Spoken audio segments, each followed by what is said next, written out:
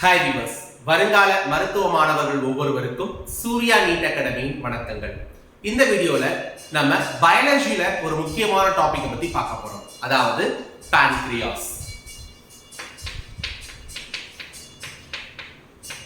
So பான்கிரியாஸை பொறுத்தவரைக்கும் pancreas ரெண்டு விதமான வேலைகளை செய்யும், ரெண்டு விதமான ஃபங்க்ஷன்.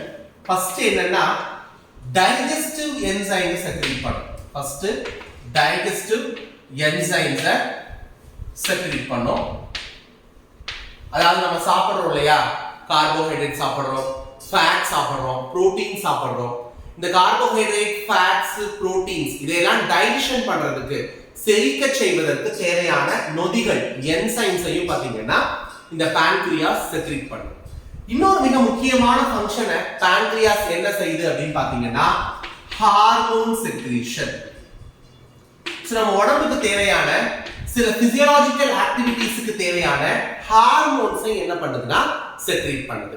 இந்த ஹார்மோன் செக்ரீட் பண்ற ஃபங்க்ஷனை பத்தி தான் நம்ம இந்த வீடியோல ரொம்ப டீடைலா பார்க்க போறோம். சோ உங்க எல்லாருக்கும் தெரியும், இதுதான் ஒரு பான்கிரியாஸோட ஸ்ட்ரக்சர். ஒரு பான்கிரியாஸ் பாத்தீங்கன்னா ஒரு லீஃப் மாதிரி, ஒரு இலை மாதிரி தான் இருக்கும். இந்த பான்கிரியாஸ்ல பாத்தீங்கன்னா அங்கங்க பாத்தீங்கன்னா சின்ன சின்ன சின்ன சின்ன மைன்யூட் செல்கள் இருக்கும். சின்ன சின்ன சின்ன மைன்யூட் செல்ஸ் இருக்கும். இந்த செல்ஸுக்கு பேர் என்னன்னா islets of Langerhans. Islets of Langerhans அப்படின்னு சொல்லுவாங்க. ஐலெட்ஸ் ஆஃப் லாங்கர்ஹான்ஸ் செல்ஸ் அப்படின்னு சொல்லுவாங்க. இந்த ஐலெட்ஸ் ஆஃப் லாங்கர்ஹான்ஸ் செல்ஸ் பாத்தீங்கன்னா டோட்டலா 1 to 2% இருக்கும். ஒரு பான்கிரியாட்டிக் டிஷ்யூல நிறைய செல்ஸ் இருக்கும். அந்த 1 ல இருந்து 2% செல்ஸ் பாத்தீங்கன்னா ஐலெட்ஸ் ஆஃப் லாங்கர்ஹான்ஸ் செல்ஸ். அந்த பான்கிரியாஸோட சர்ஃபேஸ்ல அங்கங்க இந்த மாதிரி படர்ந்து காணப்படும். இந்த ஐலெட்ஸ் ஆஃப் லாங்கர்ஹான்ஸ் செல்ஸ் தான் என்ன பண்ணுது அப்படின்னா ஹார்மோன்ஸ் செக்ரீட் பண்ணுது. ஐலெட்ஸ் ஆஃப் லாங்கர்ஹான்ஸ் செல்ஸ் தான் என்ன பண்ணுது, ஹார்மோன்ஸ் செக்ரீட் பண்ணுது. ஹார்மோன்ஸ் அப்படினாலே உங்க எல்லாருக்கும் தெளிவா தெரியும், நான் டக்ட் செக்ரீஷன் அப்படின்னு சொல்லுவோம். நான் டக்ட் செக்ரீஷன், அதாவது இப்ப இந்த செல் இருக்குன்னா இந்த செல்ல ஒரு ஹார்மோன் செக்ரீட் ஆகுதுன்னு வச்சுக்கோங்களேன். அந்த ஹார்மோன் நேரடியா பிளட்டுக்கு வந்துரும். நேரடியா அந்த ஹார்மோன் என்ன ஆயிடும், பிளட்டுக்கு வந்துரும். அந்த ஹார்மோன் எந்த விதமான டக்ட், ஒரு குழாய் டியூப் வழியாவும் பிளட்ட வந்து அடையாது. சரிங்களா? அந்த ஹார்மோன் டைரக்டா பிளட்ல வந்து விழுந்துரும். எந்த விதமான டியூப்ஸ் மூலம் கனெக்ட் ஆகி அந்த செக்ரீஷன் வந்து அந்த போக வேண்டிய ஆர்கனுக்கு போகாது. பொதுவா ரெண்டு டைப் ஆஃப் கிளாண்ட் இருக்கு. ஒன்னு எண்டோக்ரைன் கிளாண்ட், இன்னொன்னு எக்ஸோக்ரைன் கிளாண்ட். எண்டோக்ரைன் கிளாண்ட் அப்படின்னா டக்ட்லெஸ் கிளாண்ட்ஸ். இப்ப எண்டோக்ரைன் கிளாண்ட் ஏதாவது ஒரு சப்ஸ்டன்ஸ் செக்ரீட் பண்ணுது அப்படின்னா அந்த சப்ஸ்டன்ஸ் வந்து டைரக்டா பிளட்டுக்கு வரும். பிளட்ல இருந்து எந்த ஆர்கனுக்கு போடுமோ பிளட் வழியிலேயே டைரக்டா போய் சேர்ந்துரும். ஆனா எண்டோக்ரைன் அப்படின்னா அப்படி கிடையாது. இப்ப இந்த ஒரு செல் இருக்கு, இந்த செல் ஒரு எண்டோக்ரைன் செல் அப்படின்னா இந்த செல்ல இருந்து இந்த மாதிரி ஒரு டக்ட், ஒரு டியூப் மாதிரி உருவாகும். இந்த டியூப் வந்து போய் குறிப்பிட்ட ஆர்கன்ல ஜாயின் ஆகும். இப்ப ஏ அப்படின்ற ஒரு செல் ஒரு சப்ஸ்டன்ஸ் செக்ரீட் பண்ணுது. அந்த செக்ரீஷன் இந்த டியூப் வழியில, இந்த டக்ட் வழியில என்னன்னா பி அப்படின்ற ஒரு ஆர்கனுக்கு போகுதுன்னு வச்சுக்கோங்களேன். இப்போ இங்க பிளட்டே தேவையில்லை, டைரக்டா செக்ரீஷன்ஸ் டியூப் வழியில போய் சேருது. சரிங்களா? அப்ப இந்த மாதிரி டைரக்டா ஒரு டியூப் வழியில, ஒரு டக்ட் வழியில ஆர்கன்ஸ் வந்து தன்னுடைய செக்ரீஷனை இன்னொரு ஆர்கனுக்கு கொடுத்துச்சு அப்படின்னா such glands are called as exocrine glands. எந்த விதமான டக்டும் இல்லாம டைரக்டா செக்ரீஷன்ஸ் எல்லாம் பிளட்ல போய் போறாது அப்படின்னா அந்த கிளாண்ட்ஸ்க்கு பேரு எண்டோக்ரைன் கிளாண்ட்ஸ். சோ நம்ம இங்க ஹார்மோன்ஸ் அப்படினாலே ஒரு டக்குனு உங்க மைண்டுக்கு ஞாபகம் வர வேண்டியது endocrine. Hormones are always secreted by endocrine glands. Hormone secrete ஆன உடனே எந்த விதமான டக்டோட ஹெல்ப்னாலையும் ஒரு குறிப்பிட்ட ஆர்கனுக்கு அது போய் சேராது. டைரக்ட்லி அந்த ஹார்மோன் பிளட்ல போய் ரிலீஸ் ஆகும். பிளட்ல இருந்து எந்த டார்கெட் ஆர்கனுக்கு அந்த ஹார்மோன் போடுமோ அந்த ஹார்மோன் அங்க போய் சேர்ந்துரும். சோ பான்கிரியாஸ்ல டைஜஸ்டிவ் என்சைமும் செக்ரீட் ஆகும், ஹார்மோன்ஸும் செக்ரீட் ஆகும். ஆல்ரெடி நான் சொல்லிட்டேன். இதுல செக்ரீட் ஆகிற டைஜஸ்டிவ் என்சைம்ஸ் எல்லாமே they are exocrine in nature. அதாவது அந்த டைஜஸ்டிவ் என்சைம்ஸ் எல்லாமே ஒரு டக்ட் வழியில போய் சேர வேண்டிய ஆர்கனுக்கு போய் சேரும். ஆனா ஹார்மோன்ஸ் எல்லாமே எண்டோகிரைன் நேச்சர், எந்த விதமான டக்டும் இல்லாம டைரக்டா பிளட்ல போய் போராயிடும். சீக்கிரம் என்ன பார்த்திருக்கோம், pancreas அப்படின்ற ஆர்கன் டைஜஸ்டிவ் என்சைம்ஸை செக்ரீட் பண்ணும், ஹார்மோன்ஸை செக்ரீட் பண்ணும். எண்டோகிரைன் எக்ஸோகிரைன்ற ஒரு கான்செப்ட பத்தி பார்க்கிறோம். எண்டோகிரைன் அப்படினா they are called as ductless glands. அந்த செக்ரீஷன் டைரக்டா பிளட்க்கு போய் த்ரூ பிளட் எந்த ஆர்கனுக்கு போணுமோ அந்த ஆர்கனுக்கு போய் சேரும். ஆனா எக்ஸோகிரைன் அப்படினா அந்த செக்ரீஷன் டக்ட் வழியில போய் சேர வேண்டிய ஆர்கனுக்கு போகும். அப்ப pancreas வந்து டைஜஸ்டிவ் என்சைம்ஸ் செக்ரீட் பண்ணுதுன்னா இந்த டைஜஸ்டிவ் என்சைம்ஸ் எல்லாமே டக்ட் வழியில போய் சேர வேண்டிய ஆர்கனுக்கு போகுது. அப்போ digestive enzyme secretion is exocrine in nature. ஆனா ஹார்மோன்ஸ் செக்ரீட் பண்ணுதுன்னா இந்த ஹார்மோன்ஸ் எல்லாம் எந்த விதமான டக்டும் இல்லாம டைரக்டா பிளட் வழியில பிளட்க்கு போய் பிளட்ல இருந்து எந்த ஆர்கனுக்கு போகணுமோ அந்த ஆர்கனுக்கு போயிடும். அப்ப இங்க எந்த விதமான டக்ட் டியூப் எதுவும் கிடையாது. சரிங்களா? ஓகே. சோ இது வந்து எண்டோகிரைன் நேச்சர். அப்ப pancreasல எக்ஸோகிரைன் நேச்சரும் இருக்கு, எண்டோகிரைன் நேச்சரும் இருக்கு. So pancreas is called as compound gland or mixed gland. ஏனா எண்டோகிரைன் பார்ட் டியூப் வழியில செக்ரீட் பண்ண முடியாத பார்ட்டும் இருக்கு, டியூப் வழியில செக்ரீட் ஆக எக்ஸோகிரைன் பார்ட்டும் இருக்கு. pancreas மட்டும் தான் எக்ஸோகிரைன் எண்டோகிரைன் ரெண்டு பார்ட்டையும் வச்சிருக்கு. சரிங்களா? சோ pancreas பத்தி பார்த்துட்டோம். அது எதை செக்ரீட் பண்ணுதுன்னு. Digestive enzymes exocrine nature, tube வழியில போகும். ஹார்மோன்ஸ் ஆன எண்டோகிரைன் நேச்சர், டியூப் இல்லாம டைரக்டா பிளட்க்கு போகும். pancreasல இருக்கிற செல்ஸ் ஒரு ஸ்பெஷலைஸ்ட் செல்ஸ்க்கு பேரு islets of Langerhans cells. இது 1 to 2% இருக்கும். இந்த islets of Langerhans cells தான் ஹார்மோன்ஸ் செக்ரீட் பண்ணும்.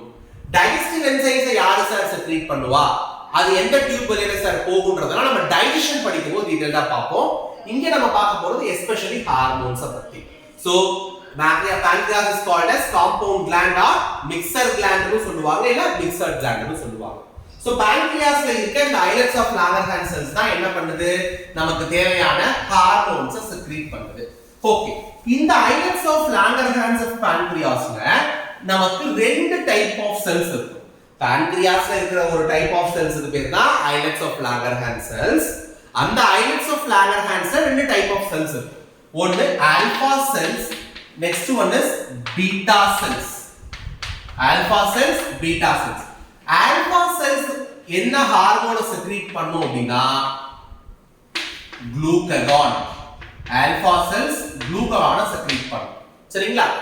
பீட்டா செல்ஸ் என்ன ஹார்மோனை செக்ரீட் பண்ணும் அப்படினு பாத்தீங்கன்னா இன்சுலின். பீட்டா செல்ஸ் என்ன செக்ரீட் பண்ணும், இன்சுலின் அப்படிங்கற ஹார்மோனை செக்ரீட் பண்ணும். நம்பர் 2, குளுககான் அப்படிங்கிறது ஒரு பெப்டைடு ஹார்மோன். என்ன ஹார்மோன்? Peptide hormone.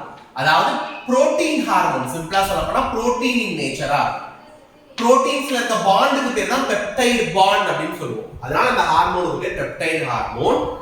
இன்சுலினும் அதே மாதிரி பெப்டைடு ஹார்மோன் தான், பெப்டைடு இன் நேச்சர் தான். அமினோ ஆசிட்ஸ் இருக்கும், இந்த அமினோ ஆசிட்ஸ் நடுவுல பெப்டைடு பாண்ட் இருக்கும். இப்படி அமினோ ஆசிட்ஸ் இருக்கும், அமினோ ஆசிட்ஸ் நடுவுல இருக்கிற பாண்டுக்கு பேர் பெப்டைடு பாண்ட். அதனால அந்த ஹார்மோனுக்கு பேர் பெப்டைடு ஹார்மோன் அப்படின்னு சொல்லுவோம். So alpha cells glucagon, it is a peptide hormone. இதனுடைய ஃபங்க்ஷன்ஸ் பத்தி பார்ப்போம். இந்த ஆல்பா செல்ஸ்னால செக்ரீட் ஆகிற குளுககான் என்ன பண்ணும் அப்படின்னா, first one act on hepatocytes. act on hepatocytes. What is hepatocytes? hepato அப்படினா liver, cytes அப்படினா cells. அப்போ liver cells மேல ஆக்ட் ஆகும். ஃபர்ஸ்ட் பாயிண்ட், குளுககான் என்ன பண்ணுங்க, hepatocytes liver cells மேல ஆக்ட் ஆகும். என்ன சார் ஆக்ட் ஆகி பண்ணும் அப்படினா, இந்த liver cellsல glycogen ஸ்டோர் ஆயிருக்கு. இந்த liver cellsல என்ன ஸ்டோர் ஆயிருக்கோ glycogen ஸ்டோர் ஆயிருக்கு. ஜெனரலா லிவர் செல்ஸ்ல glycogen அப்படிங்கற ஒரு காம்பவுண்ட் ஸ்டோர் ஆயிருக்கு. இந்த glycogen-ஐ குளுக்கோஸா மாத்தும். glycogen என்னவா மாத்தும்? குளுக்கோஸா மாத்தும். இந்த process-க்கு பேரு glycogenolysis. very important. glycogenolysis. liver cells மேல ஆக்ட் ஆகி liver cellsல ஸ்டோர் ஆயிருக்க glycogen-ஐ குளுக்கோஸா மாத்தும். இந்த ப்ராசஸ்க்கு பேரு கிளைகோஜீனோலைசிஸ். செகண்டா என்ன பண்ணும் அப்படின்னு பாத்தீங்கன்னா, நான் கார்போஹைட்ரேட்ஸ் எல்லாம் நம்ம பிளட்ல இருக்கும். பிளட்ல அதே மாதிரி சில செல்ஸ்ல ஸ்டோர் ஆயிருக்கும். நான் கார்போஹைட்ரேட்ஸ்னா கார்போஹைட்ரேட் அல்லாதது. Example lactic acid. Lactic acid மாதிரி கார்போஹைட்ரேட் அல்லாத பிற சேர்மங்கள் மேல ஆக்ட் ஆகி இந்த நான் கார்போஹைட்ரேட்ஸ் என்னவா மாத்தும்னா குளுக்கோஸா மாத்தும். நான் கார்போஹைட்ரேட் என்னவா மாத்தும்? குளுக்கோஸா மாத்தும். இந்த ப்ராசஸ்க்கு பேரு குளுகோனியோஜெனிசிஸ். குளுகோனியோஜெனிசிஸ். நியோ அப்படினாலே நியூவா செக்ரீட் ஆகும். நான் கார்போஹைட்ரேட்ஸ்ல இருந்து கார்போஹைட்ரேட்டான குளுக்கோஸ் செக்ரீட் ஆகற இல்ல ப்ரொடியூஸ் ஆகற இந்த மெத்தடுக்கு பேர் என்ன?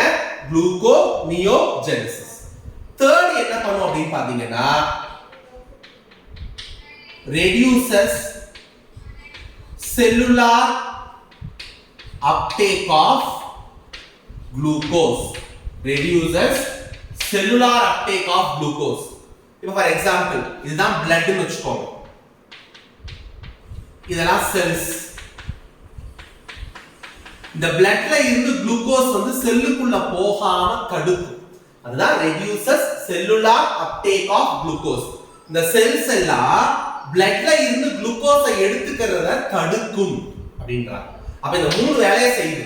ஹெப்படோசைட்ஸ் மேல ஆக்ட் ஆகி கிளைகோஜனை குளுக்கோஸா மாத்துது, நான் கார்போஹைட்ரேட்ஸை குளுக்கோஸா மாத்துது, செல்ஸ் வந்து குளுக்கோஸை எடுத்துக்கிறத குறைக்க வைக்குது. அப்ப இப்படி இந்த மாதிரி பண்றதுனால நிறைய குளுக்கோஸ் என்ன ஆகுது அப்படின்னா இந்த பிளட்லயே தங்கிடும். ஆமாவா? பாருங்க, குளுக்கோஸை ப்ரொடியூஸ் பண்ணி பிளட்ல தான் ரிலீஸ் பண்ணும். அதே மாதிரி செல்ஸ் எல்லாம் இந்த குளுக்கோஸை எடுத்துக்கிறத தடுக்குது அப்படின்னா நிறைய குளுக்கோஸ் செல்லுக்குள்ள போகாது. குளுக்கோஸ் எல்லாம் எங்கவே இருந்துரும், பிளட்டுக்குள்ளே இருந்துரும்.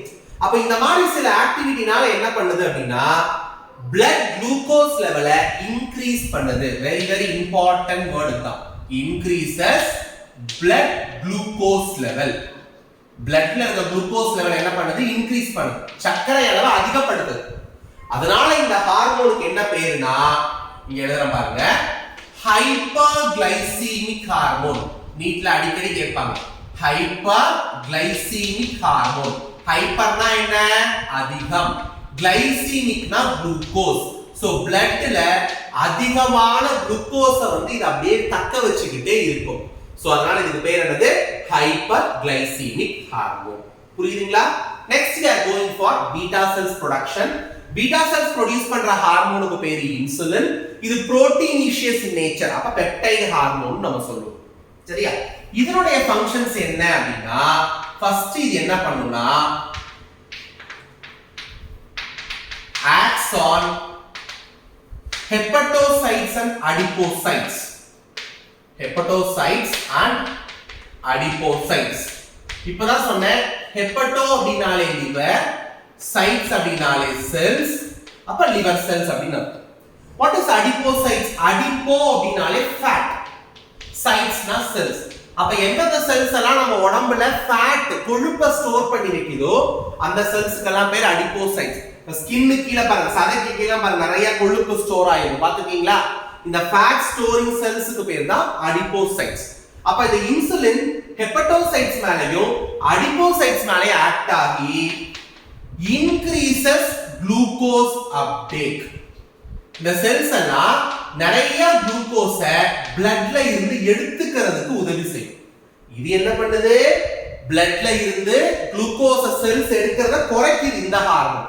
இந்த ஹார்மோன் இந்த ஹெப்படோசைட்ஸ் அடிபோசைட்ஸ் மேல ஆக்ட் ஆகி இந்த செல்ஸ் எல்லாம் பிளட்ல இருந்து குளுக்கோஸ உள்ள தனக்குள்ள எடுத்துக்கிறதுக்கு தூண்டி விடுது. அப்போ increases glucose uptake by cells. Cells எல்லாம் குளுக்கோஸ் உள்ள எடுத்துட்டு யூட்டிலைஸ் பண்றதுக்கு, பயன்படுத்துறதுக்கு இது என்ன பண்ணுது? ஹெல்ப் பண்ணுது. நம்பர் 2 என்ன பண்ணும் அப்படின்னு பாத்தீங்கன்னா, நிறைய வந்து செல்ஸ் வந்து குளுக்கோஸ் மூலம் எடுத்துக்கிட்டு குளுக்கோஸ்னால நிறைய யூட்டிலைஸ் பண்ண யூஸ் ஆகும். குளுக்கோஸை எடுத்து பயன்படுத்துறதுக்கு அதிகப்படுது. செல்ஸ் எல்லாம் நிறைய குளுக்கோஸை எடுத்துக்கிட்டு அந்த குளுக்கோஸை எல்லாம் பயன்படுத்துறதுக்கு இது என்ன பண்ணுது? உதவி செய்யும். தேர்ட் என்ன பண்ணுது அப்படின்னு பாத்தீங்கன்னா, குளுக்கோலைசிஸ் பண்ணும். குளுக்கோலைசிஸ் அப்படின்னா குளுக்கோஸ பிரேக் பண்ணும். குளுக்கோஸை வந்து என்ன பண்ணும்? பிரேக் டவுன் பண்ணும். வேற வேற காம்பவுண்ட்ஸா குளுக்கோஸை என்ன பண்ணும்? உடைச்சு விட்டுரும். அப்போ ஒட்டுமொத்தமா இது என்ன பண்ணுது?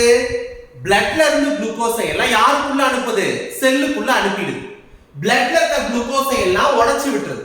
அப்போ பிளட்ல குளுக்கோஸ் லெவலை குறைக்குது. decreases blood glucose level. decreases blood glucose level. இது குளுக்கோஸ் லெவல் அதிகப்படுத்துது, இது குளுக்கோஸ் லெவலை பிளட்ல கம்மிப்படுத்துது. சரிங்களா? சோ அதனால இந்த ஹார்மோனுக்கு என்ன பேருனா ஹைப்போகிளைசீமிக் ஹார்மோன். ஹைப்போனா கம்மி, கிளைசீமிக்னா சுகர். அப்ப சுகரை கம்மிப்படுத்துது. சரிங்களா? இதுதான் பான்கிரியாஸுடைய ரெண்டு செல்ஸ் செக்ரீட் பண்ற ஹார்மோனுடைய ஃபங்க்ஷன். குளுக்ககான் என்ன பண்ணும்? இந்த மாதிரி வேலையெல்லாம் செஞ்சு பிளட்ல குளுக்கோஸ் லெவலை என்ன பண்ணுது? அதிகப்படுத்துது. இன்சுலின் என்ன பண்ணுது? பிளட்ல குளுக்கோஸ் லெவலை கம்மிப்படுத்துது. இது ரெண்டும் அப்ப என்ன கேரக்டரா இருக்கு? ஆன்டாகோனாஸ்டிக் நேச்சர். அது என்ன சார் ஆன்டாகோனாஸ்டிக் அப்படின்னா ஆப்போசிட் நேச்சர்னு அர்த்தம். எதிரெதிர் பண்புகள். இது குளுக்கோஸ் லெவலை அதிகப்படுத்தும் பிளட்ல, இது குளுக்கோஸ் லெவலை கம்மிப்படுத்தும். அப்ப ரெண்டும் எதிரெதிர் பண்புகளை கொண்டதா இருக்கு இல்லையா? அந்த மாதிரி எதிரெதிர் பண்புகளை கொண்ட ஹார்மோன்ஸ்க்கு பேரு ஆன்டாகோனாஸ்டிக் ஹார்மோன்ஸ். அப்ப குளுக்ககானோ இன்சுலினோ ஆன்டாகோனாஸ்டிக் ஹார்மோன்ஸ். சரிங்களா? ரெண்டுமே வேற வேற ஆப்போசிட் ஃபங்க்ஷன்ஸ் செய்யுது. இது blood glucose லெவலை அதிகப்படுத்தும், அது blood glucose லெவலை கம்மிப்படுத்தும். நெக்ஸ்ட் பார்க்க போற ஒரு முக்கியமான டிசார்டர் பத்தி பார்க்க போறோம். Diabetes mellitus. டயாபெட்டிஸ் மெல்லிட்டஸ் நம்ம லாங்குவேஜ்ல சொல்லணும்னா சக்கரை வியாதி, சுகர் நோய். வீட்ல அப்பா அம்மா தாத்தா பாட்டிலாம் இருக்கும் சுகர் நோய். அதுதான் வந்து மெடிக்கலி என்ன சொல்லுவாங்கன்னா டயாபெட்டிஸ் மெல்லிட்டஸ். நீங்க எல்லாம் ஃபியூச்சர் டாக்டர்ஸ் சுகர்னு சொல்லக்கூடாது, டயாபெட்டிஸ் மெல்லிட்டஸ் அப்படின்னு சொல்லுவோம். டயாபெட்டிஸ் மெல்லிட்டஸ்னா என்னன்னா increased sugar or glucose. increased sugar or glucose level in blood.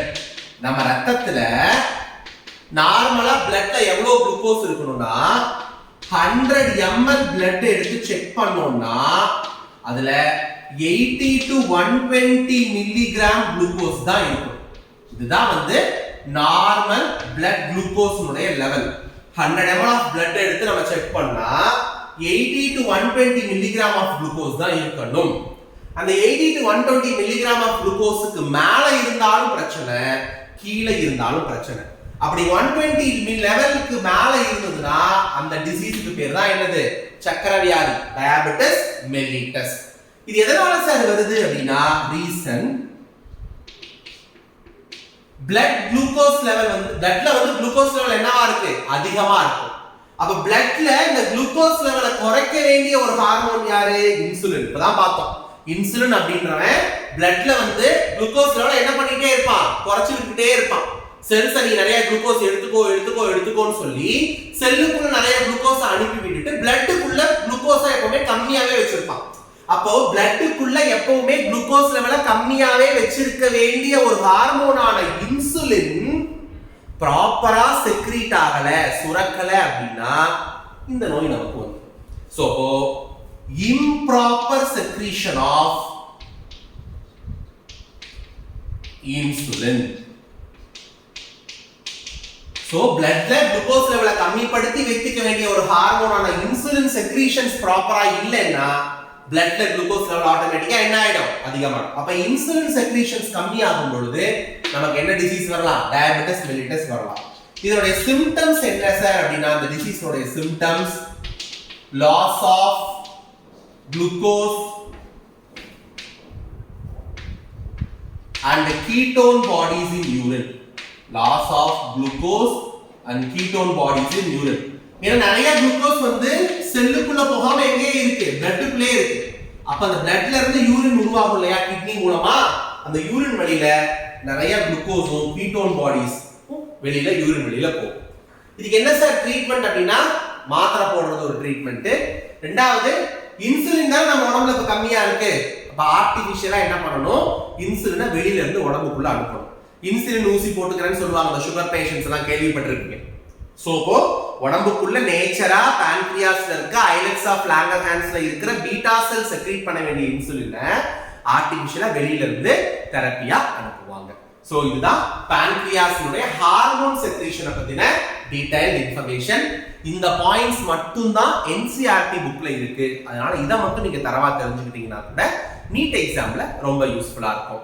இந்த வீடியோ உங்களுக்கு பிடிச்சிருந்தா லைக் பண்ணுங்க, ஷேர் பண்ணுங்க, உங்க ஃப்ரெண்ட்ஸுக்கு இதை நீங்க ஷேர் பண்ணுங்க. எல்லாரும் சேர்ந்து படிங்க. கண்டிப்பா நீங்களும் ஒரு நாள் டாக்டர் ஆவீங்க.